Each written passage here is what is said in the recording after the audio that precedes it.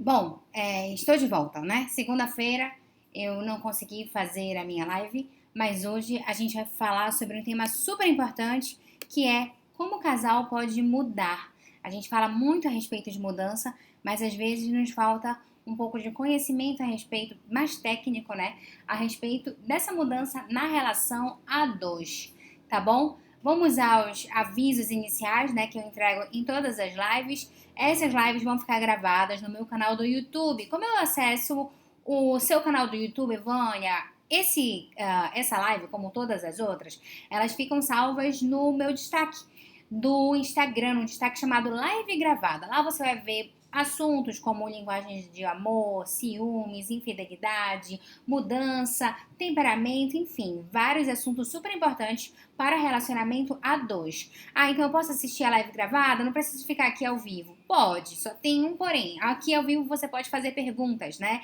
Então, se você tiver dúvidas a respeito de relacionamento a dois e a respeito dessa temática que é mudança, você pode escrever aqui que ao final eu respondo ou ao longo da minha live, tá bom? Outra coisa super importante é, eu tenho um podcast, né? Você pode ouvir dicas curtas a respeito de relacionamento a dois no carro, né? No Uber, a pé, fazendo atividade física, enfim, qualquer circunstância você pode escutar o meu podcast através do Spotify, através do Deezer e através de outras plataformas também. Como eu acesso esse podcast, é só você ir lá em podcast também no destaque do meu Instagram. E para fechar com chave de ouro, eu tenho uma lista VIP no Telegram, onde você tem conteúdo exclusivo a respeito de relacionamento a dois e é exclusivo mesmo, porque o que eu divulgo lá eu não divulgo no Instagram, eu não divulgo no YouTube, eu não divulgo no Facebook e nem em outro lugar, tá bom? Como eu faço para ter acesso, Vânia, a essa lista VIP? É só você ir lá no link da minha bio, tá bom? E aí você vai ter lá a lista VIP, tá bom?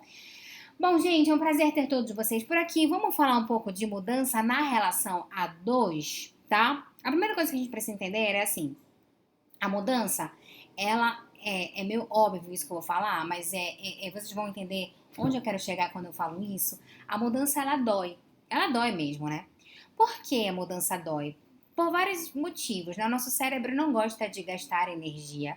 Por isso ele automatiza processos, tá bom? Por exemplo, quando você pisca, você não pensa, estou piscando, estou inspirando, estou expirando. Você simplesmente pisca, você simplesmente respira e o cérebro olha para você e diz: como você faz isso com muita frequência, você não precisa pensar a respeito dessa situação. Eu vou te automatizar, né? E você vai fazer isso sempre. Isso acontece não só com piscar, que também nem é bem assim que funciona, mas tudo bem, eu não vou ser muito técnica, senão pode ficar complexa essa live. Assim como outros processos que o nosso cérebro, perdão, automatiza, ele pode automatizar pensamentos, emoções e comportamentos. E quando você tenta quebrar esse padrão, você tenta quebrar essa automatização, é uma luta para o cérebro, porque ele não gosta de gastar energia, lembra? Então é como se ele olhasse para você e falasse: caramba, a gente gastou tanta energia te automatizando com esse comportamento, com essa emoção, com essa forma de pensar, e agora você quer mudar completamente? É como se fosse uma resistência, entende? Por isso que a mudança dói, tá? E aí, quando a gente está diante da dor da mudança, é muito normal a desistência por conta dessa dor, né? Porque as pessoas têm a falsa sensação, guarde isso pro resto da sua vida. O que as pessoas pensam? Caramba, eu vou ter que fazer isso pro resto da minha vida? Eu vou ter que fazer esse esforço? Eu vou ter que pagar esse preço pro resto da minha vida? A resposta é não. Não, porque não é assim que o cérebro funciona, entende? Quando você se dispõe a mudar, quando você se dispõe a passar pelo processo de transformação, é como se fosse uma resistência inicial. Mas depois o cérebro olha para você e pensa: eu não gosto de gastar energia. E como você decidiu mudar o seu comportamento, para não ficar gastando muita energia te convencendo do que você deve fazer, eu vou te ajudar a automatizar esse novo comportamento que você quer. Por exemplo, se você está abrindo mão de uma coisa disfuncional para uma coisa mais funcional, vai ter uma resistência inicial, que é esse processo de mudança, mas depois o teu cérebro vai começar a te ajudar. Mas ele só começa a te ajudar se você tiver consistência, insistência e persistência. Deu para entender? O que acontece muito quando as pessoas chegam diante da dor da mudança? Elas desistem, elas dão um passo para trás e elas começam a criar teorias como: eu só vou fazer isso quando eu me sentir preparado. Talvez você nunca esteja preparado para a mudança necessária.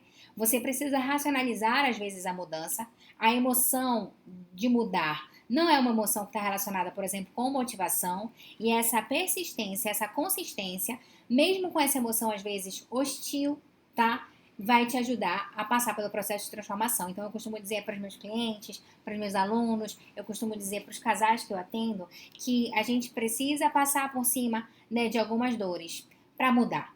Você vai, às vezes, triste, vai com raiva, vai com medo, mas o importante é que você vá, se aquilo realmente fizer sentido para você, certo? Então, o primeiro ponto é mudança dói. Passe por essa abstinência, né? É muito engraçado isso, é bem isso mesmo. Eu gosto de dizer essa frase assim: você quer mudar? Então passe pela abstinência. Por que você acha que o dependente químico ele precisa de uma clínica de recuperação? Porque quando ele chegar à vontade de usar, sei lá, droga, né, seja lá o que for, ele precisa estar confinado, senão é óbvio, ele vai para a válvula de escape disfuncional, que a gente chama dele. Você entende? A gente precisa continuar, né, no processo de mudança quando a dor vier. Se eu não passar por essa abstinência, eu não passo pela transformação. A gente não gosta de passar pela abstinência às vezes, né? Quando começa a doer, a gente dá um passo para trás, tá bom? Então, tenha consistência. A consistência, gente, ela tem um segredinho, né? Você já viram aquela pessoa consistente, né? Essa tem facilidade para mudar. A pessoa consistente é aquela pessoa que ela vai apesar de, né? Oi, Pan. Oi, Karina. Oi, Carol. Um beijo para todos vocês. Um prazer ter todos vocês aqui. Essa pessoa que ela tem consistência, ela vai apesar de, tá bom? O que passa pela cabeça de uma pessoa que tem consistência, né? Assim, qual é o padrão de pensamento dela? Ela não tem aquele padrão de pensamento, ai, tá doendo, vou dar um passo para trás. Não é esse padrão de pensamento. O padrão de pensamento é: esse é o comportamento correto. Esse é o pensamento correto. Então, apesar de eu estar triste, desmotivado, desanimado para poder promover essa mudança, eu vou, apesar de. Oi, Mara, tudo bem? Essa é a mentalidade de uma pessoa que tem consistência. Ela não espera o cenário ideal acontecer. Ela não é o tipo de pessoa que ela pensa, é a motivação que vai me trazer para o processo ativo, para a ação. Não. Ela entende o quê? Às vezes, a motivação vem com a ação, né? E isso acontece por causa de algo chamado de hábito angular, que eu vou explicar daqui a pouco para vocês, que é mais técnico, tá bom? Eu espero que vocês estejam entendendo, porque eu tô falando um monte de coisinha técnica aqui, tá? Se estiver fazendo sentido para vocês, deem um ok, certo? Então, consistência é você fazer aquilo, não que você quer, mas você fazer aquilo que você entende que é o correto para sua relação a dois. Tudo bem? Vamos lá. Aí a gente entra na questão dos hábitos angulares, que é uma outra coisa super importante para. Tá entendendo, né, Pascoal? Que bom, tá entendendo, Edi. Oi, Narelli, tudo bem? Se estiver entendendo, me deem um ok. Tá entendendo? Não entendi. Brito, alguma coisa, Brito? Oi, Empório, tudo bem? Gente, agora a gente vai falar sobre outra coisa super importante, que é o hábito angular, tá bom? Que bom, estão entendendo? Vamos continuar então. Só uma observação importante, assim, deixem logo as dúvidas de vocês por aqui, tá bom? Porque daqui a pouquinho eu já tô quase chegando no meio da live e aí a gente finaliza a live pra poder responder todas as perguntas de vocês. Já pode deixar aqui, ao final eu respondo, tá bom?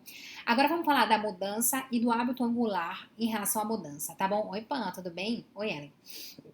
Gente, às vezes a gente pensa assim, por exemplo, eu vou dar um exemplo pra vocês basicão, assim, fora do relacionamento a dois, pra vocês trazerem pro relacionamento a dois. Às vezes você pensa assim, eu quero ter uma vida fitness, né? Eu quero ter uma vida fitness, então eu preciso acordar amanhã, correr 5 quilômetros, cortar todos os carboidratos.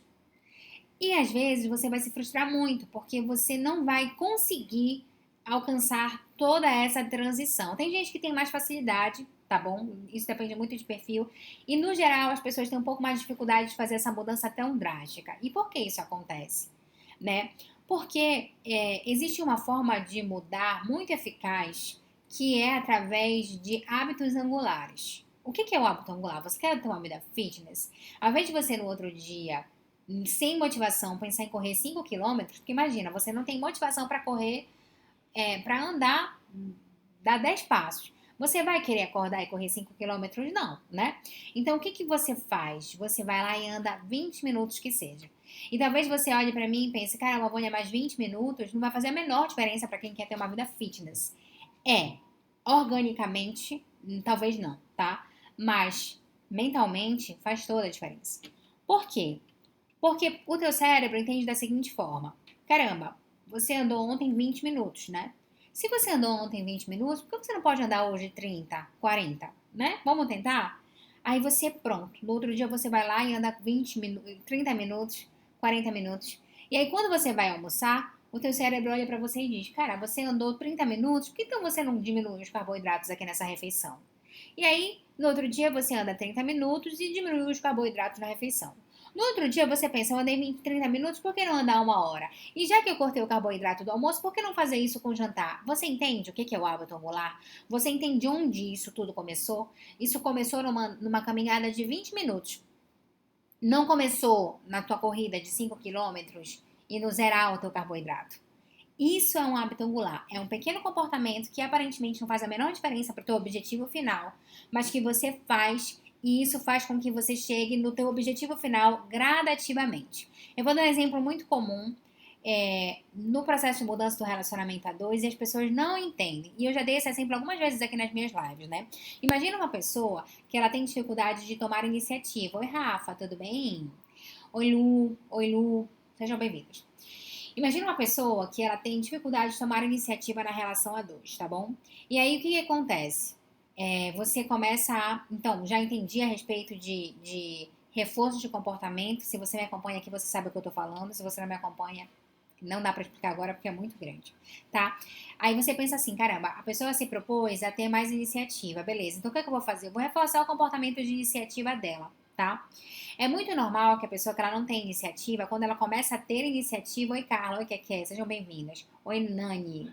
É muito normal quando a pessoa tenha iniciativa, ela não acerte de primeira, ou seja, eu sempre dou o exemplo de um casal de clientes meus, né, que ele nunca escolhia restaurante, viagem, as coisas que eram importantes para ela de alguma forma, aí, e ele começou a escolher, né? E aí um dia ele falou assim, deixa que hoje eu escolhi restaurante, então vamos comer um sushi. E aí a minha cliente olhou pra ele e falou assim, caramba, você não sabe que eu não gosto de sushi? Por que você não me leva pra uma churrascaria? Seja lá o que for, tá? O que ela fez aí? Ela não reforçou o hábito angular, que eu expliquei anteriormente, entende? Porque o que seria o hábito angular nesse caso? Um dia ele convida para ir a um restaurante, talvez ele erre o restaurante. No outro dia, já que ele foi reforçado, ele convida para ir para um restaurante, mas ele acerta o restaurante. Quando a gente está falando de mudança dentro de uma relação a dois, a gente cria altas expectativas. A gente quer que a pessoa mude e ela acerte absolutamente tudo. Não só que ela tenha iniciativa, mas que ela acerte o restaurante, mas que ela acerte o horário, mas que ela acerte a roupa que ela vai vestir e ela acerte exatamente o que ela vai falar para mim naquela noite, ou naquela manhã, naquela tarde, seja lá o que for. Entende? Você tem que entender que a mudança ela é gradativa, ela funciona através de hábitos angulares. Então, quando você tiver no processo de mudança, não se cobre tanto para você acertar todas as variáveis de uma única vez e nem cobre do outro para que ele acerte todas as variáveis de uma única vez, porque senão a gente não constrói o tal do hábito angular e a gente, ao invés de reforçar o comportamento do outro de mudança, a gente acaba punindo o comportamento do outro. Então, ao invés de eu falar assim, ai, amor, que bom que você, sei lá, que bom que você teve a iniciativa de convidar para ir ao restaurante e na hora do sushi eu peço um steak, né, que é exatamente aquilo que eu gosto. Ao invés de você reforçar, o que você faz? Você pune, você joga um balde de água fria. Você acha que a pessoa vai ter motivação para mudar numa outra ocasião? Com certeza não. Com certeza não. Tá bom? Ótimo exemplo, Carla, muito bom. Problemas com consumismo pode ser carência? Eva, só reforçando aqui uma coisa importante. Nessa live eu só falo sobre relacionamento a dois e sobre o tema que a gente está abordando, que no caso é mudança, tá bom? Qualquer dúvida sobre mudança no relacionamento a dois eu respondo vocês, tá bom? E os outros temas a respeito, as outras dúvidas a respeito de relacionamento a dois, eu respondo todas as terças-feiras no painel de perguntas que eu abro nos stories. Ontem eu respondi perguntas, tá bom? Vamos lá. Então, mudar, Vânia, algumas características importantes para mudança, tá bom? Vamos lá. Primeiro, amplie a sua percepção a respeito de si, tá bom? Uma das grandes dificuldades das pessoas de mudarem é elas não racionalizarem os seus comportamentos, elas não racionalizarem as suas emoções, elas não pararem e se perceberem mais, sabe? A gente tá meio automatizado na disfuncionalidade. A melhor forma de eu mudar é eu parar e pensar, caramba, por que isso me dói, por que isso me incomoda, e entendendo por que me incomoda, tentar ressignificar aquilo na minha cabeça, tentar mudar o padrão de comportamento. A gente está tão emotivo, a gente está tão, sei lá, irracional, que a gente tem dificuldade de fazer essa transição. Quando você para, racionaliza, entende o que está acontecendo, entende o que está te fazendo ter essas escolhas, você consegue mudar melhor. Tá? Eu vou dar um exemplo para vocês que eu lembrei agora de uma cliente minha muito interessante.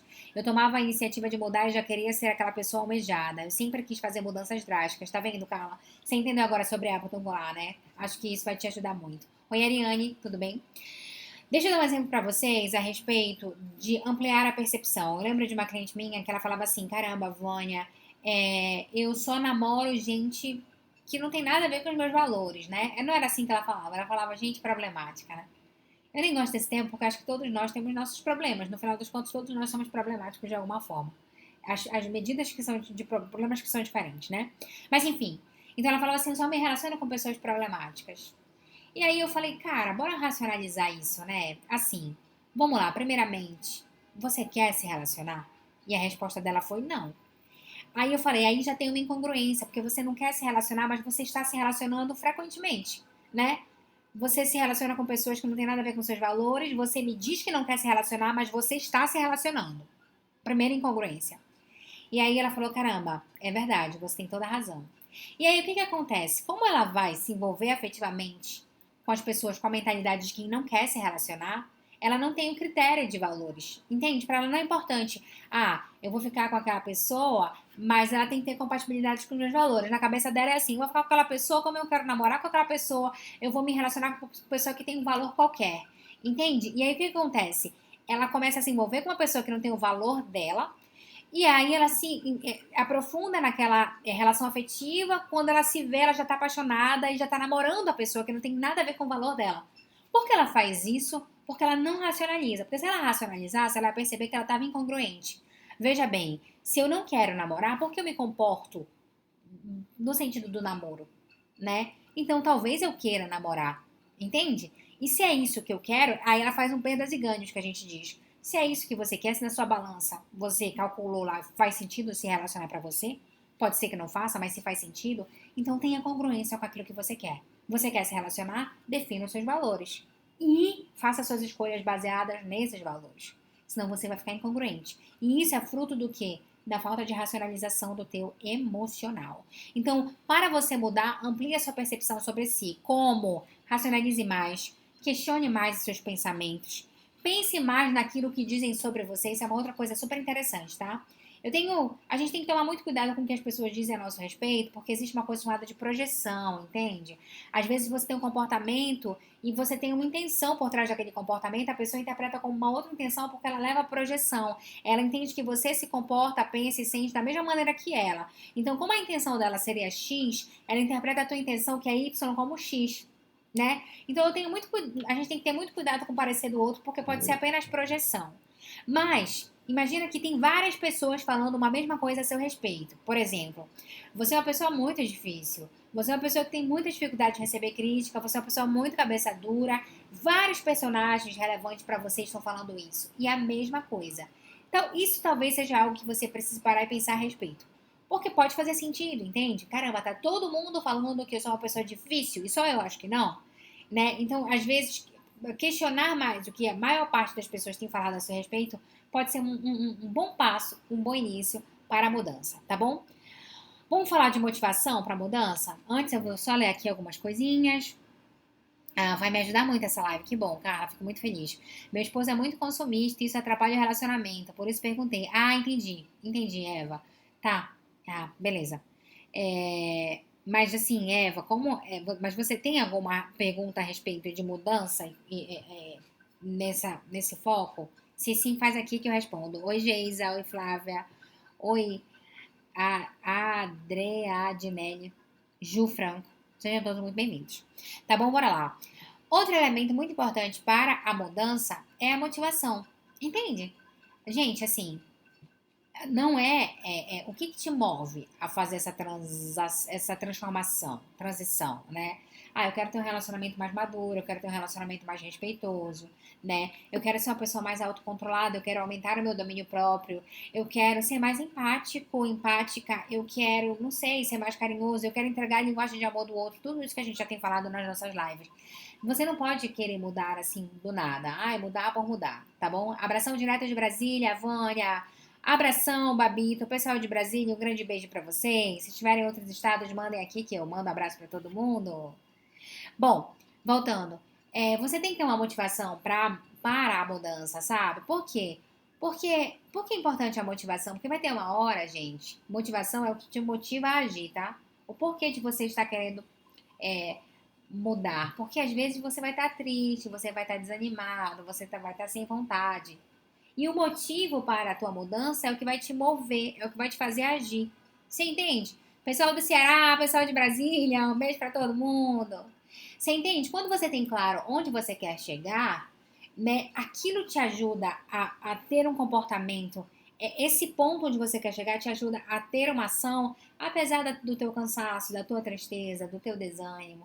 Você entende? Então, a primeira coisa que você precisa ter, uma das primeiras coisas que você precisa ter para mudar é a motivação, tá? Você, né, tem a válvula de escape funcionais para substituir o hábito ruim. Muito importante isso, gente. Hoje eu atendi um cliente meu, né?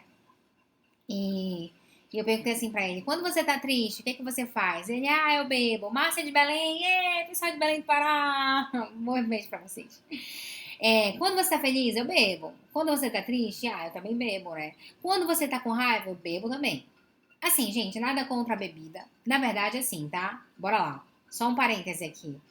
Quando você perde o controle na bebida, você perde o controle de uma coisa chamada lobo frontal, tá? Que é a parte mais racional do teu cérebro.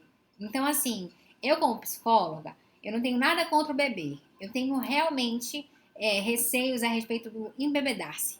Perder o controle do teu comportamento. Porque imagina que pra mim, eu tô sempre ensinando vocês a racionalizarem, a ter autocontrole, domínio próprio, controle de comportamento. Então, isso vai um pouco contra a minha linha de raciocínio. Mas a vida é de vocês, vocês fazem o que vocês quiserem, tá? Eu tô dando esse exemplo porque o meu cliente chegou a uma mesma conclusão. Quando você tá triste, você faz o quê? Eu bebo. Quando você tá com raiva, eu bebo também. Quando você tá feliz, eu bebo também. Tudo você vai pra essa válvula de escape. Essa válvula de escape, ela não precisa ser ruim. Beber não precisa ser ruim. Mas quando ela é a minha válvula de escape, ela é o meu elemento de equilíbrio, ela é o que vai me fazer bem, isso é muito perigoso. Porque eu tô terceirizando o meu equilíbrio emocional, entende? Eu só fico bem se beber, eu só fico melhor, só passo da tristeza se beber, eu só passo da raiva se beber. Na verdade, não é a bebida que tem que te deixar mais calmo, menos triste, com mais coragem, né? É você que tem que trabalhar essa variável em você. Entende? O que acontece para a gente mudar? Às vezes, eu só tenho válvulas de escape disfuncionais. Tô mal, sei lá, vou pra droga. Tô mal, compro compulsivamente. Tô mal, como compulsivamente. Então, para essa mudança ser eficaz, tente encontrar válvulas de escape funcionais. Por exemplo, sei lá, aí vai depender muito de você. O que funciona para você? Eu quero mudar, mas a mudança dói. Terceirizar o equilíbrio emocional. Muito interessante, né, Babito? Muito interessante. Então, assim, eu quero mudar, mas a mudança dói. E quando eu fico mal, quando eu fico com raiva, que eu posso fazer de comportamento que não seja destrutivo para mim? E que, muito pelo contrário, vai me ajudar no processo de mudança. Quando eu tô com raiva, Vânia, eu saio do contexto opressor. Entende? Porque eu sei que se eu ficar no contexto opressor, eu perco meu equilíbrio emocional. Eu vou pra briga. Eu vou pra discussão verbal, entende? E eu perco meu controle e depois fico arrependido, é uma droga. Então, essa é uma válvula de escape. Sair do contexto opressor. Então, eu não vou, sei lá, pro brigadeiro.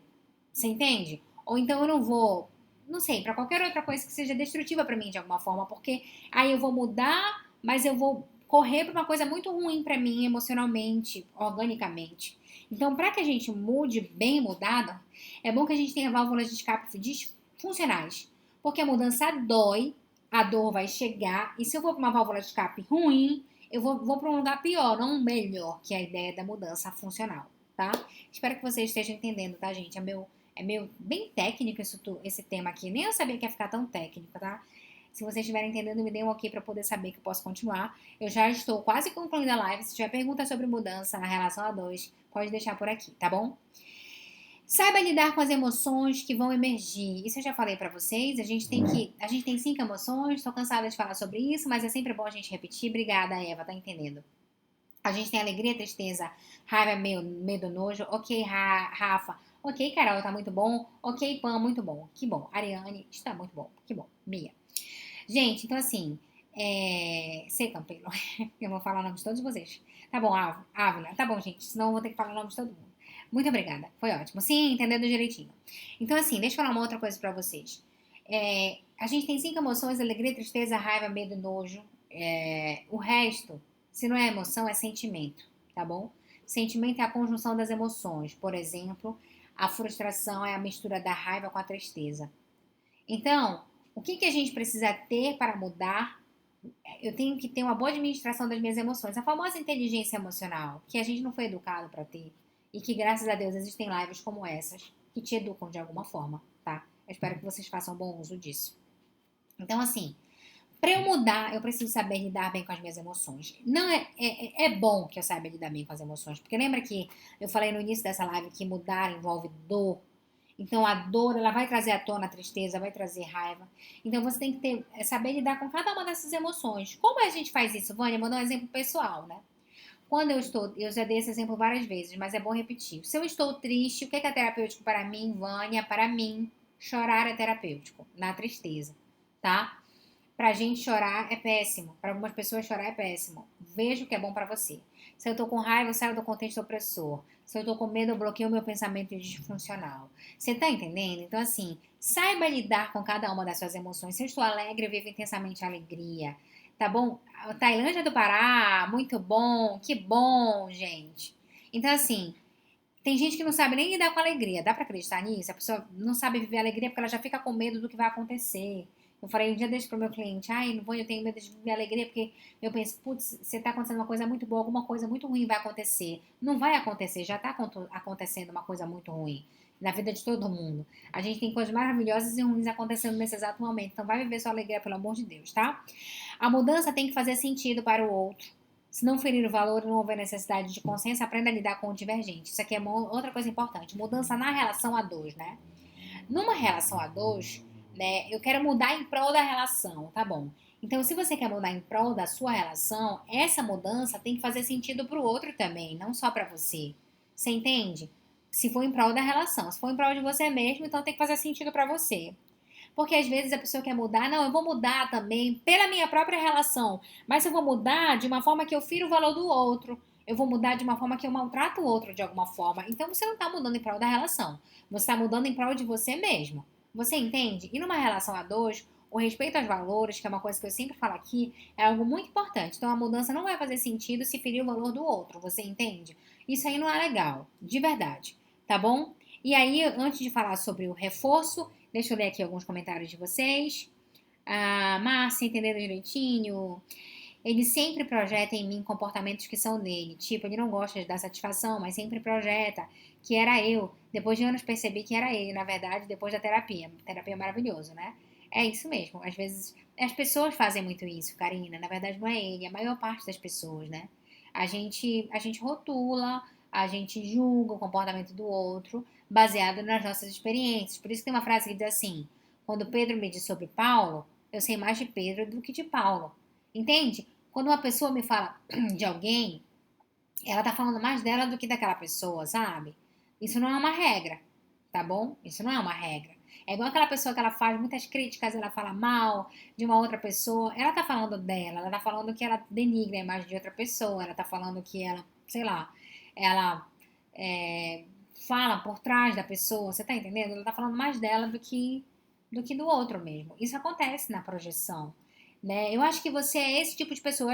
Eu acho que você está escondendo alguma coisa. Isso não é uma regra, pelo amor de Deus, tá bom? Por favor. Mas isso pode ser uma projeção. Eu acho que você está escondendo alguma coisa. Talvez a outra pessoa esteja escondendo e espera isso de você. Isso não é uma regra. Isso não é uma regra. Talvez a outra pessoa não esteja escondendo nada. Ela só esteja mesmo desconfiada, tá bom? Muito bom, Eliane de Taína Japará. Amo o assunto inteligência emocional. Pão, beijos. Karina, como mudar para saber lidar com isso, quando digo pra ele que é um comportamento dele, ele diz que é um discurso psicológico. Assim, Karina, deixa eu te falar uma coisa, teu papel é fazer o outro validar o teu parecer. Se ele vai concordar ou não, é o direito dele, né? Ele não tá exercendo nada mais, nada menos que a liberdade dele. Se você tem consciência de que é a projeção dele, não receba isso pra você. Então, você vira e fala assim, cara, não é isso, tá bom? E eu tô te falando de todo o meu coração. Eu gostaria muito que você acreditasse na minha palavra, porque eu acho que relação a dois é isso mesmo, né? De você acreditar na minha palavra. Mas é uma escolha sua não querer acreditar. Então, eu não posso querer te convencer a mudar o teu comportamento, entende? Essa é uma escolha sua. Então, você sai de cena. Tem horas que a gente tem que dar um passo para trás. Isso fere valor para você? Não, mas não fere valor. Você entende? Você precisa chegar no consenso. Você não precisa chegar no consenso, você só tá talvez tendo dificuldade de lidar com o fato dele não interpretar as coisas da maneira como você gostaria.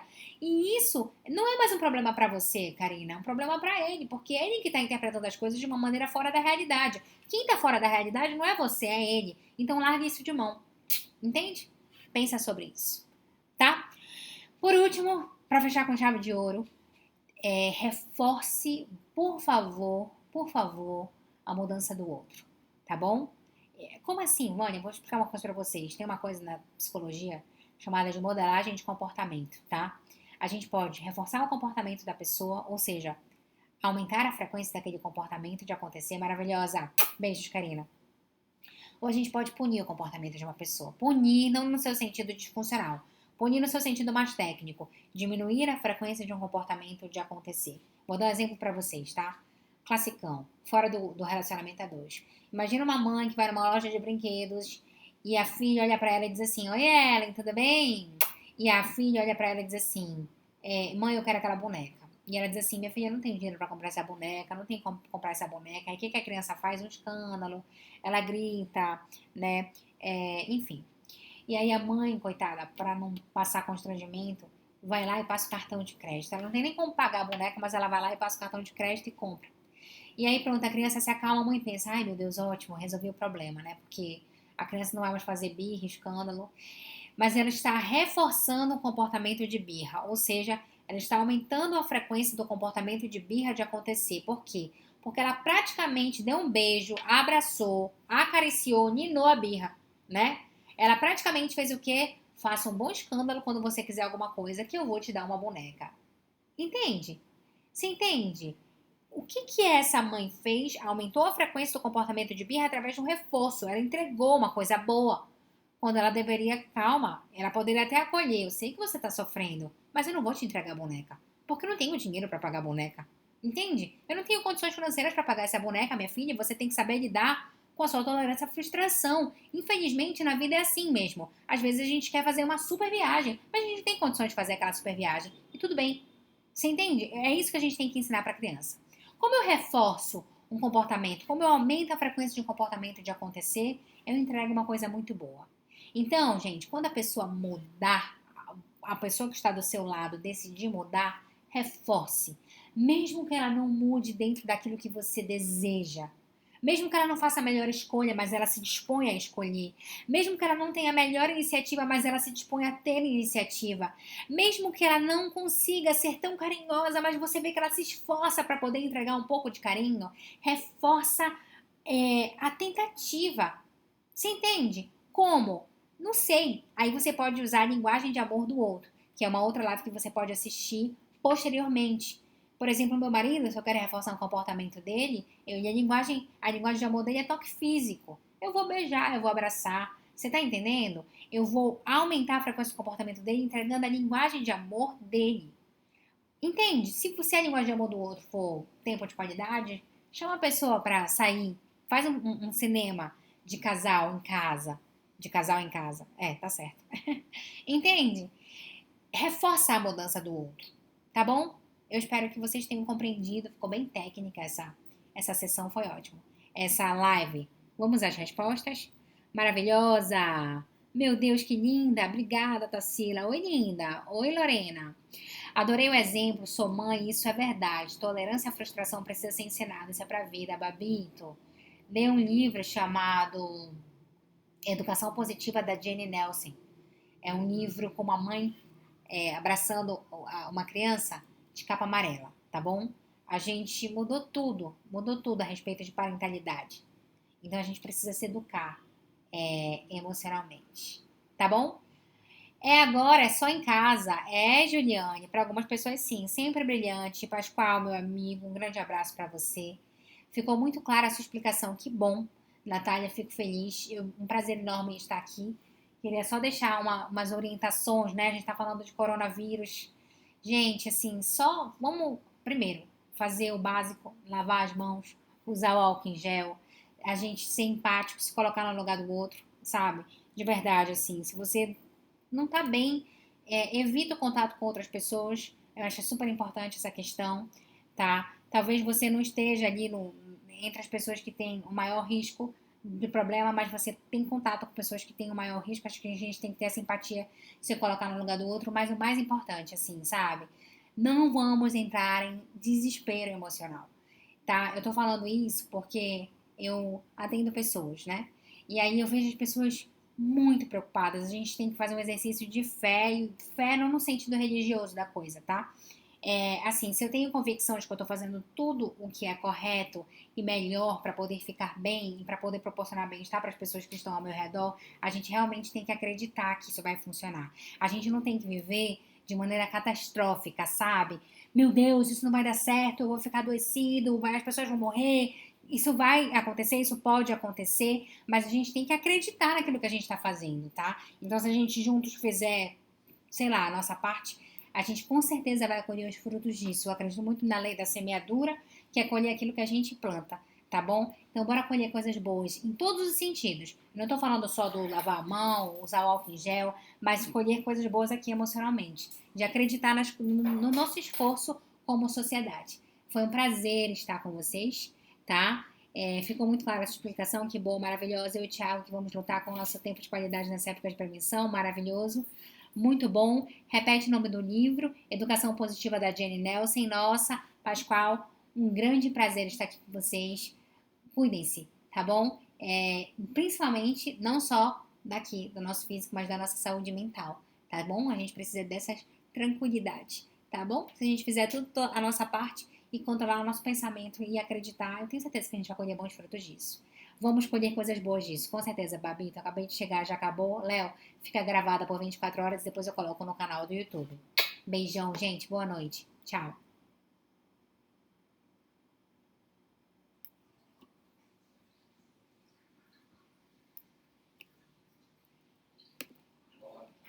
E para você que me assiste por aqui, foi um prazer estar com vocês. Beijo.